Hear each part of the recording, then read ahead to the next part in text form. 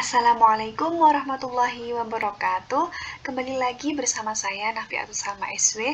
Di video kali ini saya akan menyampaikan terkait teori perkembangan karir Donald Super.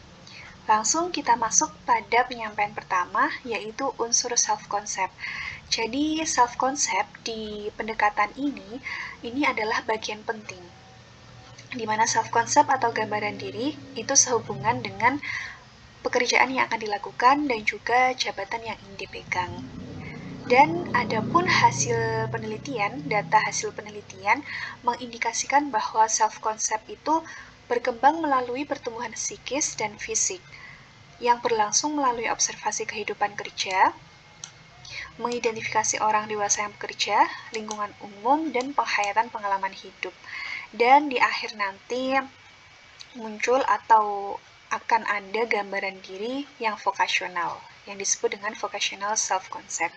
Dan gambaran diri yang vokasional ini itu akan menumbuhkan dorongan internal mengarahkan pada suatu bidang jabatan yang mencapai kesuksesan dan merasa puas atau vocational satisfaction.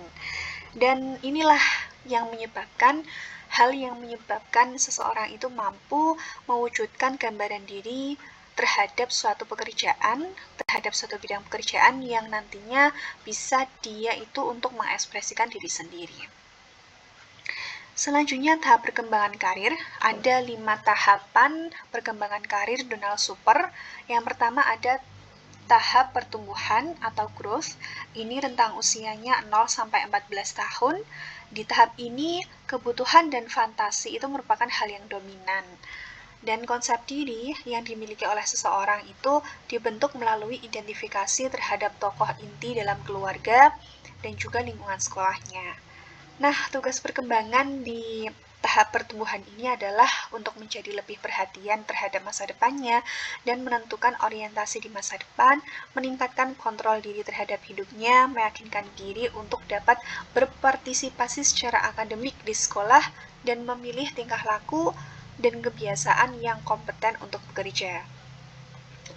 Tahap selanjutnya, tahap eksplorasi, exploration, ini rentang usianya adalah 15-24 tahun, di mana di dalamnya terdapat penggalian sosial yang sesuai dengan dirinya dari dalam dan luar dunianya. Jadi di sini di tahap eksplorasi ini ada 3 proses. Yang pertama, proses karir impian. Ini adalah kristalisasi yang muncul ketika 4 tugas di tahap sebelumnya sudah terpenuhi. Jadi di tahap pertumbuhan itu tadi sudah terpenuhi, akhirnya seseorang itu akan mengembangkan dan merencanakan tujuan karir tentatifnya berdasarkan informasi yang didapat dari lingkungan sekitar. Lalu di proses kedua itu ada spesifikasi dari pilihan karir yang membutuhkan individu untuk menggali lebih dalam tentang karirnya dan beralih dari karir tentatif tersebut menjadi karir yang lebih spesifik. Lalu ada proses yang terakhir itu adalah implementasi atau aktualisasi, di mana individu membuat suatu pilihan dengan melakukan aksi berdasarkan proses pelatihan dan merasakan sendiri pekerjaan-pekerjaan dalam suatu karir. Di tahap selanjutnya, tahap pemantapan atau establishment, ini rentang usianya 25 tahun sampai 44 tahun. Tahap ini melibatkan implementasi dari konsep diri dalam peran karir. Tujuan dari tahap ini adalah untuk mendapatkan kohesi antara dunia dalam dirinya dan luar dari dirinya. Ada 3 tugas dalam tahap ini, itu berupa stabilisasi posisi karir serta memajukan tingkat kerja yang lebih tinggi. Di tahap keempat ada tahap pemeliharaan atau pembinaan, maintenance. Ini rentang usianya 45 tahun sampai 64 atau 65 tahun.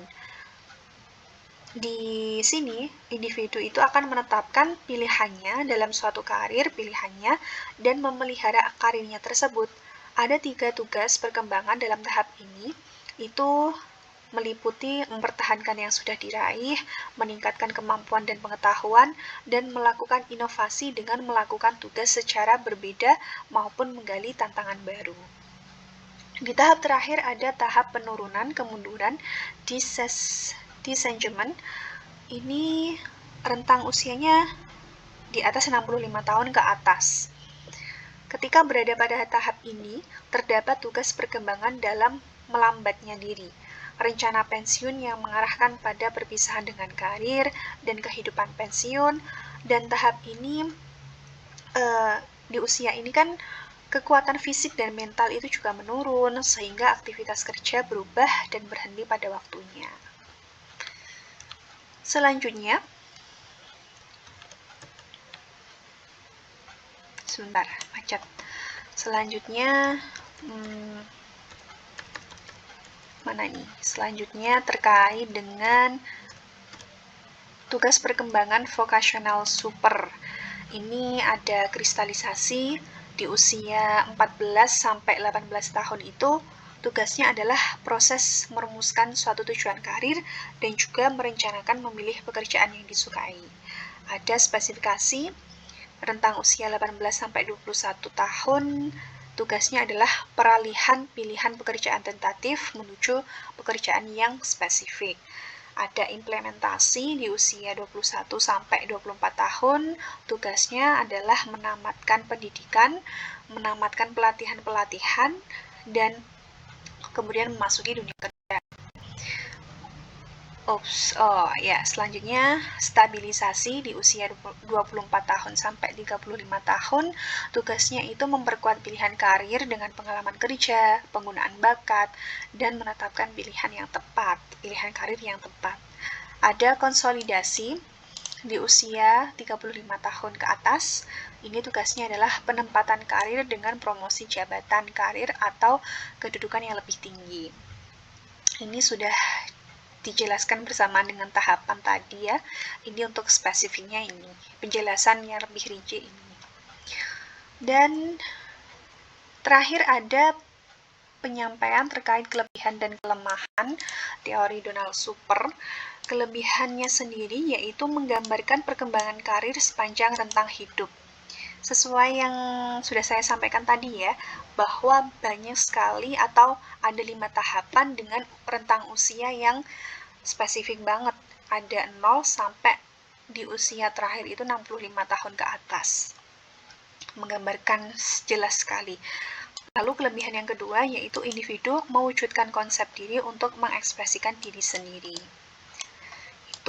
Lalu kelemahannya adalah individu yang konsep dirinya kurang, itu akan sulit mewujudkan pada suatu bidang pekerjaan. Saya rasa cukup jelas ya untuk kelemahan dan kelebihannya.